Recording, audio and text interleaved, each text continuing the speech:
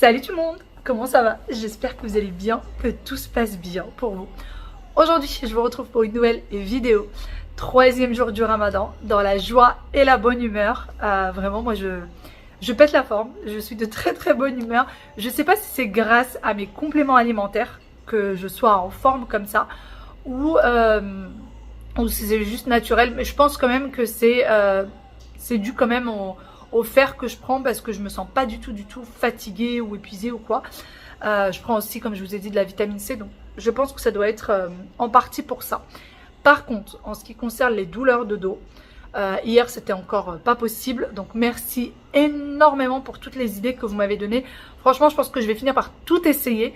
J'ai demandé à mon mari d'aller me récupérer 2-3 trucs dont vous m'avez parlé en commentaire. Je vais tester, si ça fonctionne, je vous le dirai. Je vous partagerai tout ça. Voilà, sinon, je vous l'ai dit ou pas qu'on était mercredi et que les enfants sont en train de déjeuner? Je ne sais pas. Donc mercredi, les enfants sont là. Et puis, je vais recevoir aussi mes parents qui étaient pas loin. Ils étaient chez le médecin, pas très loin de chez moi. Et du coup, qui vont venir me faire un petit coucou. Je vais commencer aussi les préparations petit à petit, vraiment pour pas me fatiguer. La halera, la soupe m'aura suffi pour 3 jours. Donc le premier jour, je l'ai préparé. Le deuxième jour, donc c'était hier. Et là, aujourd'hui, je pense qu'on va la terminer aujourd'hui. Ça, c'est bien. J'ai au moins ça de moins à faire.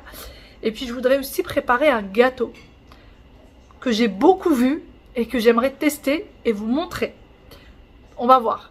On verra ce que ça va donner. Je vous retrouve dans la cuisine. Mes parents sont déjà repartis. Je vais faire la recette des msemen, sauf que moi, je vais les faire farcis. Alors, je sais que je vous ai déjà présenté la recette à plusieurs reprises, mais là, je vais vous présenter tout ce que je fais en détail. Donc, peut-être que les nouvelles ne l'ont jamais vu. La recette est très facile. Moi, je la fais avec le Thermomix, mais vous n'êtes absolument pas obligé de la faire avec le Thermomix. Vous prenez la même quantité d'ingrédients, vous la faites à la main, vous la faites avec un robot à pétrir, vous la faites avec ce que vous voulez. Vraiment, c'est une recette qui fonctionne à 100%.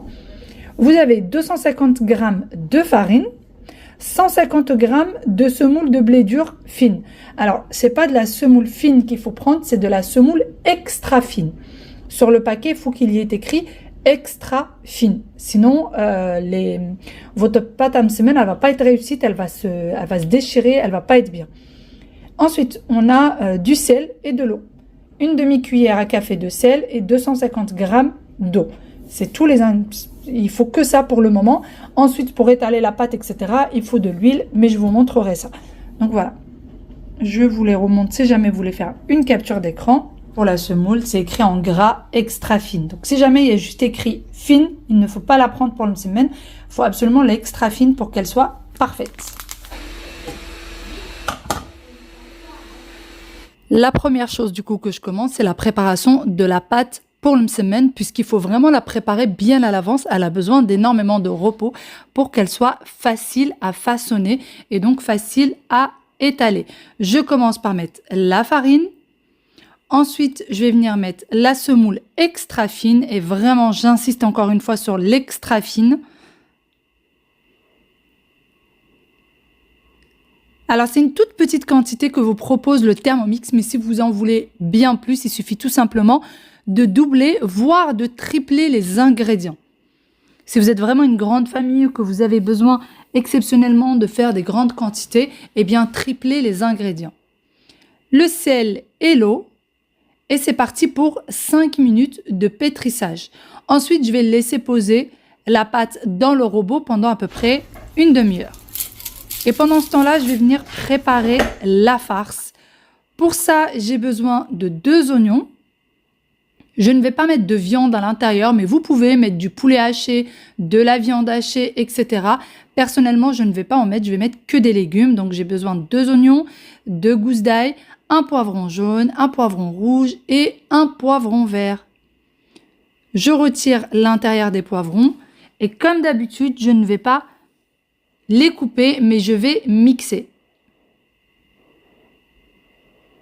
Et donc ça me fait gagner énormément de temps, le fait de mixer les choses. D'ailleurs, pour ce mixeur, vous m'avez posé la question d'où est-ce qu'il vient.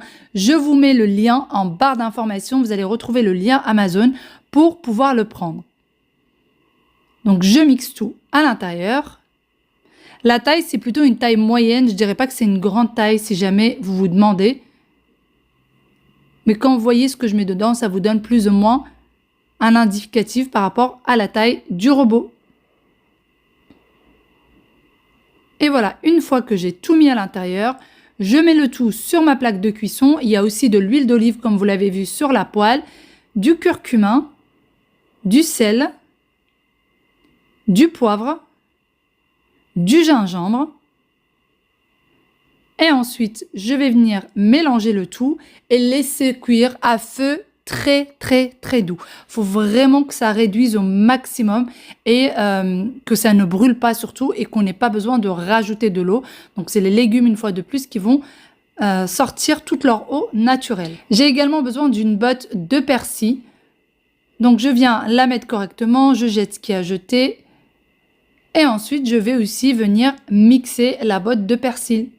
Donc pour ceux qui me demandent si je mets du persil surgelé, non, je ne mets quasiment jamais de persil surgelé.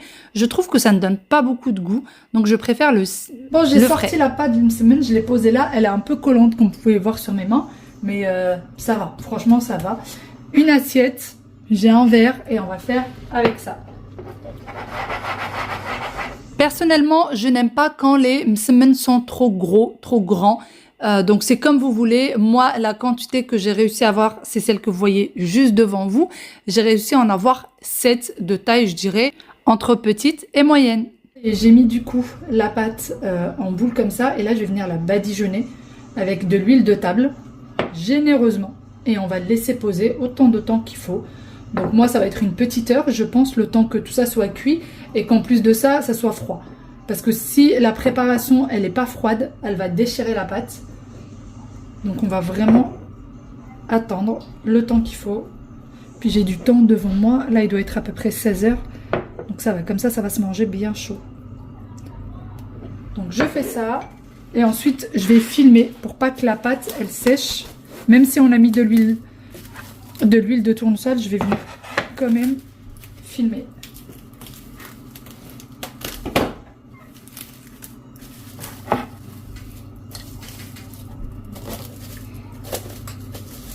Et voilà. Je n'oublie pas ma préparation. Je viens toujours y jeter un coup d'œil. Faire bien attention que ça n'ait pas brûlé. Je remue le tout. Bon, j'ai vu une recette qui tourne sur les réseaux. Je veux absolument l'essayer parce qu'elle a l'air vraiment pas mal. Là, j'ai pris le Thermomix, mais en fait, il vous faut un mixeur. Moi, le seul gros mixeur que j'ai, c'est le Thermomix. Le petit ne va pas me suffire. Donc, vous prenez un mixeur. On a besoin d'une orange entière comme ça. Donc moi, je suis juste venue retirer le bout, vous voyez. Je vais retirer aussi l'arrière. J'ai bien lavé mon orange. Et ensuite, on a besoin d'un verre. Voilà, juste de ces deux-là. En fait, je vais peser tous les ingrédients avec ce verre, avec cette tasse. Donc, tous les ingrédients avec la même tasse. Ne changez pas de verre ou de tasse. Donc là, je vais mettre mon orange. On va la couper en 4. Voilà. Et on va faire de même. Ensuite, on a besoin de 1,5 verre de farine. Et voilà.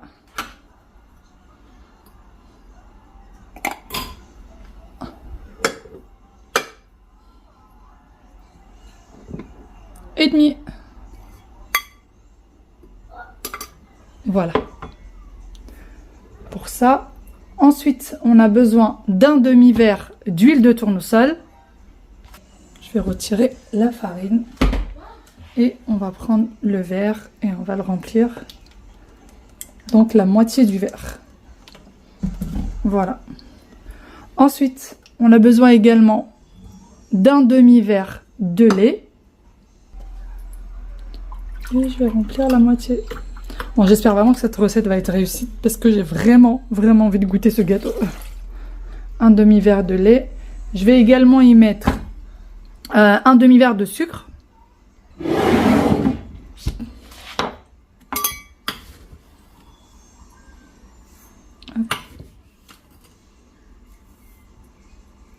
Et voilà.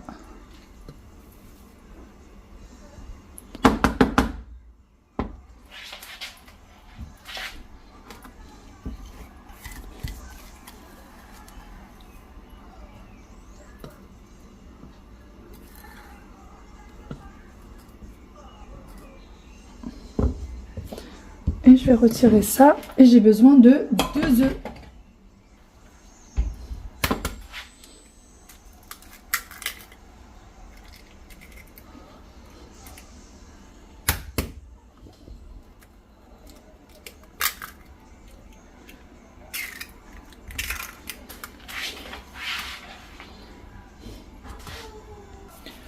Je vais mettre une pincée de sel, voilà. Et j'ai besoin également de 2 sachets de levure chimique. Bon, c'est parti. On met le premier et on met le deuxième sachet. Je vais également rajouter un sachet pardon, de sucre vanillé. Et voilà, ça sera tout pour les ingrédients. C'est déjà pas mal. Et on va tout mixer. Voilà, c'est la seule chose qu'on va faire avec le Thermomix. On va juste mixer. Donc moi, je vais mettre 40 secondes. Et on va mixer tout ça. Bon, regardez la texture. Elle est assez épaisse. Vous voyez? Ça sent bon. On va voir. Donc là, on n'a plus du tout l'orange, hein, bien évidemment. On n'a que des petits points. Donc on verra ce que ça va donner au goût. J'ai pris ce moule que j'ai beurré et fariné. Et on va mettre tout à l'intérieur. Parce que en fait, toutes les pâtisseries qui se vendent dans le commerce, les pâtisseries qui sont vendues pendant le ramadan, qui sont extrêmement sucrées, en fait qui sont faites que de ça, que de sucre je crois. Voilà, on les achète pas du tout. Mais avec un petit verre de thé le soir, ça fait du bien, un petit gâteau fait maison. Je vais venir mettre le couteau dans de l'huile ou du beurre, c'est comme vous souhaitez. On retire l'excédent.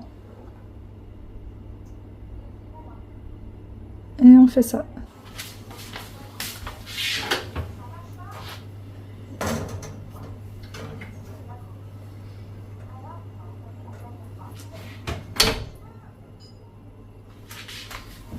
Le gâteau, il est au four et la farce que j'ai préparée tout à l'heure ressemble à ça.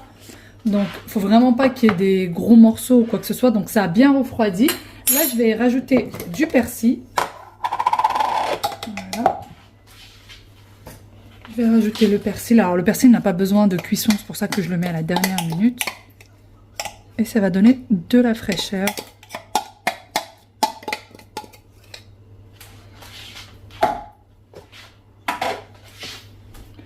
Et ensuite, on va commencer la préparation des msemen.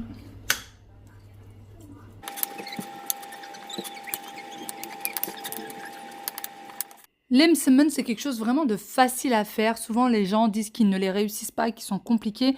Vraiment, suivez en détail tout ce que je vous ai dit aujourd'hui et vous allez voir, vous allez forcément les réussir. C'est du 100% réussi. Donc là, ce que je vais faire, c'est que je vais huiler mon plan de travail. Ensuite, je prends ma boule de pâte qui a posé au moins 3/4 d'heure dans l'assiette. Plus ça pose et plus ça s'étale facilement et plus vous allez pouvoir travailler la pâte le plus facilement possible. Vraiment, c'est l'une des astuces, c'est de laisser poser la pâte un maximum de temps. Je vais du coup l'étaler sur mon plan de travail jusqu'à ce qu'elle devienne transparente, comme vous le voyez avec moi. Évitez est-ce qu'elle se déchire, pardon. Si elle vient à se déchirer, c'est pas très grave. Mais si vous pouviez éviter, c'est mieux. Ensuite, je prends un peu de farce que je viens mettre sur le milieu.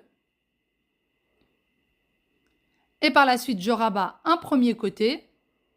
Je remets un peu de farce sur le côté que j'ai rabattu. Et je rabats une fois de plus. Je remets encore de la farce. En fait, plus vous allez mettre de la farce et plus vous aurez l'impression que c'est bien plein de la farce et c'est pas que de la pâte quand vous allez le manger. C'est plus agréable, je trouve. Et pour la cuisson, on met un petit peu d'huile dans la poêle et on tourne le plus souvent possible. Vraiment, il faut tourner, il ne faut pas attendre que ce soit cuit d'un côté pour le retourner de l'autre. Vous retournez les msemen très souvent. Et vous avez à peu près 5 à 10 minutes par msemna pour que ce soit bien cuit. Donc vous voyez, je n'ai pas attendu que ce soit complètement cuit d'un côté pour pouvoir la retourner. Et pendant ce temps-là, bien évidemment, je continue à façonner les autres et je mets de côté et je laisse poser une fois de plus. comme je vous le disais, l'astuce, c'est la pause. J'ai laissé poser, pardon, lorsque tout a été pétri. Ensuite, j'ai laissé poser quand j'ai fait les boules de pâte. Et par la suite, quand je suis en train de les façonner. Une petite pause s'impose. Je suis sur une chaise dans la cuisine, à côté de ma cuisinière. Je suis en train de faire cuire une semaine. D'ailleurs, en parlant de faire cuire, il faudrait peut-être que je la retourne. Ah bah il était temps. Il faudrait peut-être que je retourne. Là, on va faire ça comme ça. Donc, je suis en train de le faire cuire, mais je suis obligée de m'asseoir parce que je ne peux plus rester debout. Clairement, j'ai beaucoup trop mal. Il faut savoir qu'il y a les enfants avec moi, il faut encore que je m'en occupe, il faut la douche du soir, etc. Mon mari arrive beaucoup trop tard. Donc, ça sera trop tard en fait pour leur douche. Et le gâteau, ça y est, il est cuit. J'attends qu'il refroidisse. Une odeur, je vous dis pas, ça a embaumé la maison. L'odeur de l'orange, là, ça a vraiment embaumé la maison. Il a bien gonflé, donc je vais vous montrer ça tout à l'heure. Et j'ai hâte de le déguster, vraiment. C'est vrai que j'ai envie d'une semaine depuis un petit moment. Mais là, le gâteau, un vrai petit délice. Et il faudrait que je prépare un dernier petit truc aussi. Et puis ensuite, il y a juste qu'à poser la table. Donc voilà, c'est tout. Il y a juste la table à poser. Notre gâteau du jour. Voilà ce que ça donne. Mais j'attends vraiment que ce soit 100% froid avant de le démouler. Il a l'air... Bon, j'ai de l'huile dans les mains, faites pas attention. Mais il a l'air bien tendre. Franchement, je ne sais pas si vous voyez. Il a l'air vraiment bien tendre. Hâte de goûter ce gâteau. C'est la troisième préparation. J'ai de la pâte feuilletée, mais je n'ai plus de pâte feuilletée rectangulaire. Donc, j'ai pris ma pâte feuilletée ronde et je suis venue en fait l'étaler de façon à ce que ça me fasse un espèce de carré, mais pas vraiment. Et j'ai sorti la farce que j'ai faite le premier jour du Ramadan. Donc, si vous voulez la recette, vous l'avez dans ma... Vous allez sur la chaîne. Et la première table de Ramadan, je crois que c'est le nom d'ailleurs de la vidéo, vous avez le lien de cette recette et j'en ai encore pas mal de la farce. Donc voilà, je vais couper ma pâte en rectangle, comme ça. Je viens du coup couper en rectangle, comme ceci. Donc moi je mets du rouleau à pâtisserie, comme ça j'arrive à couper correctement. Et par la suite, je prends ce rectangle. Vu que moi, j'ai pas un rectangle parfait, je coupe l'embout. Je prends de la farce. Et je vais venir la mettre assez éloignée par rapport au bord. Ensuite, je rabats ma farce. Je prends un emporte-pièce ou alors un verre. Vous pouvez prendre, pardon, juste un verre. Donc moi, je prends un emporte-pièce avec des petites dents comme ceci pour que ça coupe plus facilement. Et voilà ce que ça donne. Donc, si c'est encore un peu ouvert comme pour moi, vous venez tout simplement serrer avec les doigts. Et ça vous fait des espèces de demi-lune. Et je vais faire comme ceci pour toutes les autres. Donc là, on refait un trait droit et je remets de la même façon. Et voilà, je viens couper. Donc vraiment, le fait que l'emporte-pièce ait des petites dents, c'est beaucoup plus facile à couper ensuite. Le reste de la pâte feuilletée, vous n'allez pas les jeter, vous allez tout simplement les garder, les remettre en boule et venir les étaler par la suite. Donc là, c'est un peu plus difficile puisque moi, ma pâte, elle est ronde, mais vous pouvez le faire avec une pâte rectangle, c'est beaucoup mieux. Les enfants sont en train de me rendre littéralement chèvre. Ils n'arrêtent pas de se discuter, ils n'arrêtent pas de se chamailler. D'ailleurs, venez là, prenez les sets de table, posez la table, comme elle le fait maman. Voilà. On va essayer de leur trouver une occupation parce que là, ce n'est plus possible. J'ai l'impression qu'ils s'ennuient. Je m'ennuie énormément. Tu t'ennuies énormément? Bah vas-y, tu vas t'occuper énormément. Bon, je suis en train de mettre mes feuilletés sur la plaque de four pour les mettre au four. Là, il est déjà 18h15. Non, ne prends pas cela, prends cela. Prends les blancs. C'est quoi des feuilletés? C'est ça. C'est les feuilletés au poulet que maman elle est en train de faire. Donc voilà, je vais les badigeonner, mettre tout ça. Je n'ai plus d'orange pour faire mes jus d'orange, je suis trop triste. Aujourd'hui, ça sera un after sans jus d'orange. Aya, attends, je vais te donner les... Ouais, il n'y aura pas de jus d'orange. Pourquoi tu fais cette tête? Alors, du lait. Il y aura du lait. Oui, il y aura du lait. Regarde, les verres qui sont là-bas au bout, tu les poses. Allô? Oui, j'ai été coupée par le téléphone. Ça y est, j'ai badigeonné du coup mes feuilletés. Et j'ai rajouté ces 3 galettes de pommes de terre que j'avais faites avec vous, pareil, le premier jour du ramadan. Il m'en restait 3 au frigo, j'avais pas tout fait cuire. Et du coup là, je vais les rajouter, je vais les badigeonner un tout petit peu avec de l'huile. Et ensuite, je vais les mettre. D'ailleurs, faut savoir que je ne fais pas de friture. La seule friture que je vais venir faire pendant le ramadan, à la limite, ça sera les nems. Mais sinon, je ne fris rien pendant le ramadan. Au mieux, je mets un peu d'huile comme ça. Et je mets ça au four ou à air fryer. Mais pas de friture. Vraiment, j'essaye de l'éviter au maximum. Hop, on essaye de reposer un peu le corps pendant ce mois de toutes les bêtises qu'on peut manger durant toute l'année. Et d'ailleurs, je dis ça, mais en fait, nous, on ne fait pas beaucoup de friture. Enfin, on fait quasiment pas du tout de friture d'ailleurs chez nous. Je mets tout ou au air fryer, pardon, ou alors au four. Même les briques, je les fais au four. Je les fais pas frire. Je badigeonne avec un tout petit peu d'huile comme je suis en train de faire là. Et ensuite, je mets au four. Donc, vous voyez là, c'est légèrement, vous voyez les petites gouttelettes d'huile, légèrement badigeonnées de chaque côté. Et ensuite, au four. Waïl, oui, tu peux venir s'il te plaît retirer la chaise de la cuisine, la mettre en place. Aya, viens, je vais te donner les assiettes à poser à table.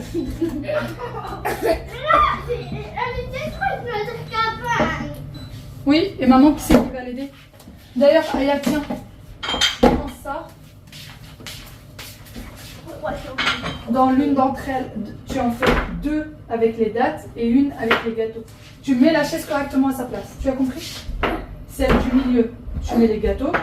Et les 2 sur le côté, tu mets les dattes. Ouais, c'est bon. Ah, vas-y, Aya, t'attends quoi, chérie? Vous mettez ça, là?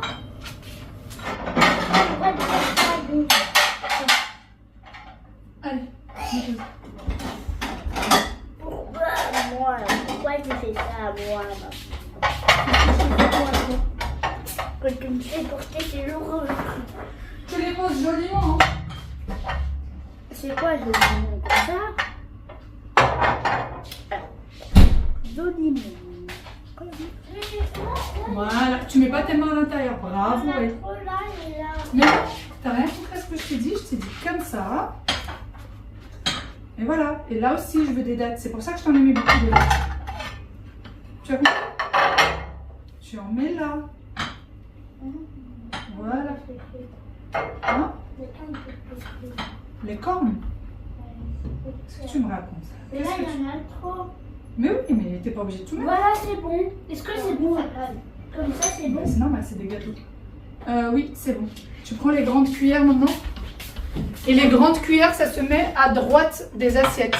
Alors, la droite, c'est là. Le droit. Toi, tu écris avec la gauche. Allez, tu connais très bien ta droite de ta gauche quand même. Oui, ça se met en haut des assiettes. Ah, d'accord, je sais, c'est là, en haut. C'est ici. En haut, pas dans l'assiette.